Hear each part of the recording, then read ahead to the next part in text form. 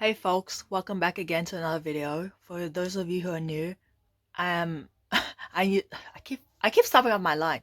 For those of you who are new, I use he him pronouns, and I'm actually filming two videos in one day. And I'm gonna upload it both at the same time. I just filmed the what it means to be trans, what being trans means to me video. And I changed shirts just to give it some variety and change the flag just to give it a variety again. And today I just wanted to share a message to folks who are questioning um, their sexual orientation, their gender identity, being on the feeling unsure of who they are. I have a message and stuff I wanted to say to those folks in particular, and it's definitely something I needed to hear when I was younger and going through the journey of figuring out who I am. The first thing I want to say is it's okay to be unsure of who you are, whether it be your sexual orientation or gender identity or both. Um,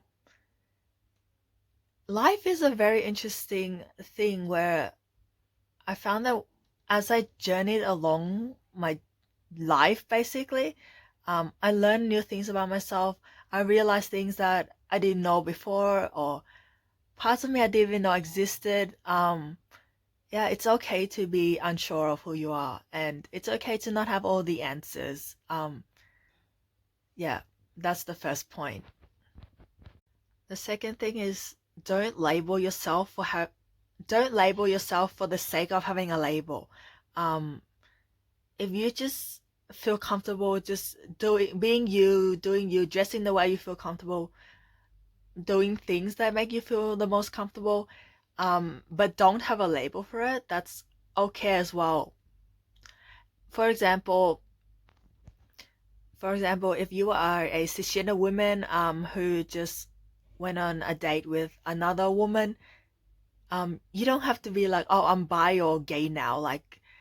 It doesn't like it doesn't necessarily mean that you are bi or gay. It's okay to do things and not like throw a million labels on it. I don't know how many of you watch Miles McKenna, but he's an absolute icon. I've been following him for ages. Something he said about labels is that it's like packaging yourself into a box and giving it to someone else, be like, this is who I am. Like that line from Miles has with me like forever. And I really liked his explanation of it. Just labels, just packing yourself into a box like this is who I am.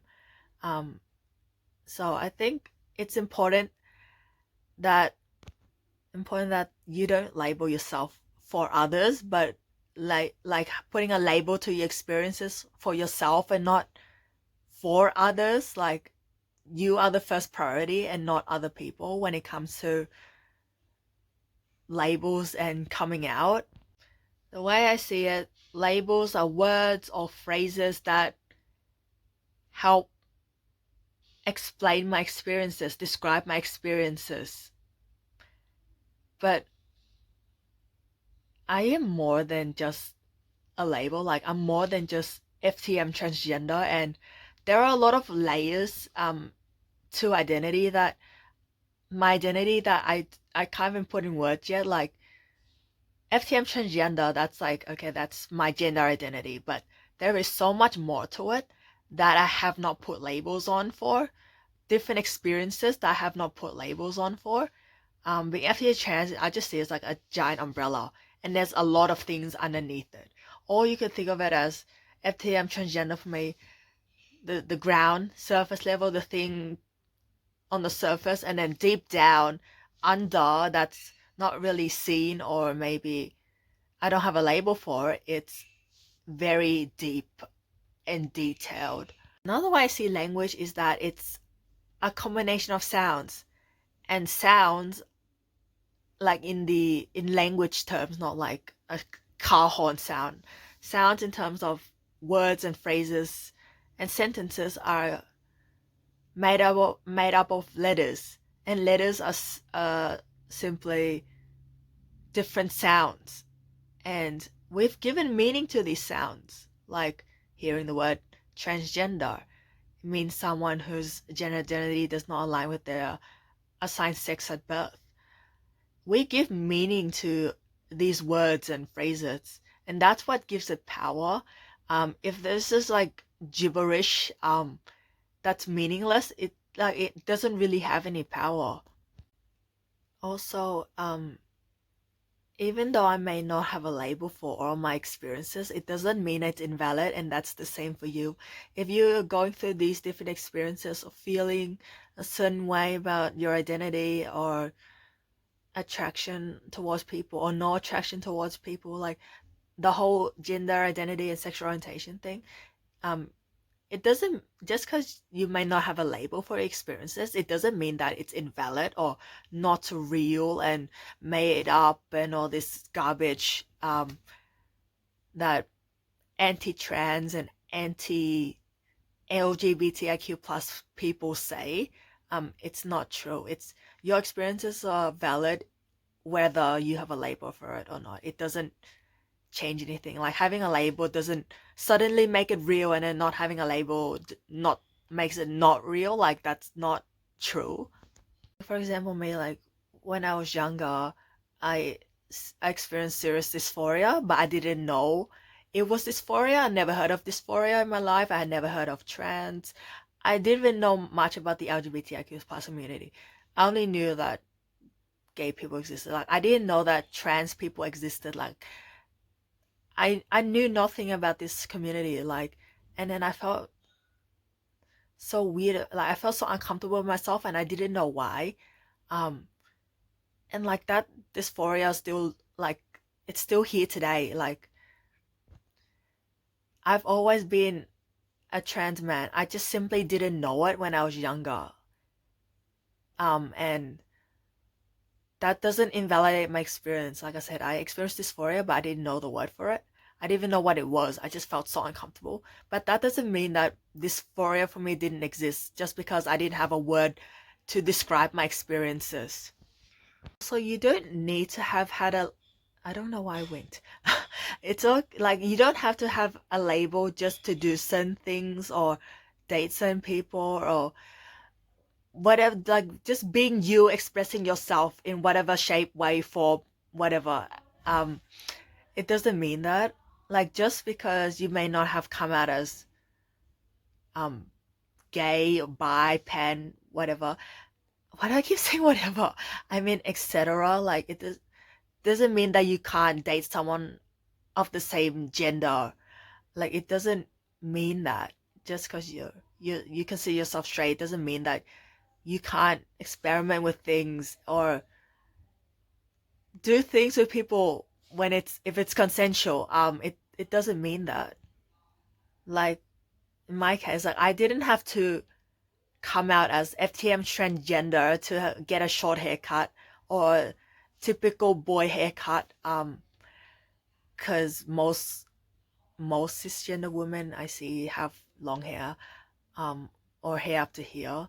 Um, I don't have to have come out as a trans guy to use male products or dress in a masculine manner or and gender identity and gender expression are two different things. Just like cisgender women can be masculine, cisgender men can be feminine, and it doesn't mean that they're trans. Like those are two different things.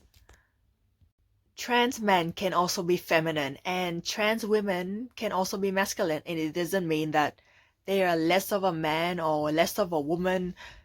And people who are feeling like they're non-binary, y'all don't have to be androgynous to have a valid identity as being non-binary or genderqueer or anything along those lines.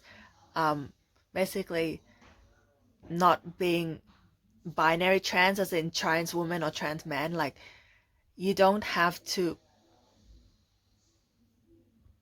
do what people expect and dress androgynous just to be valid as yourself, if that makes sense.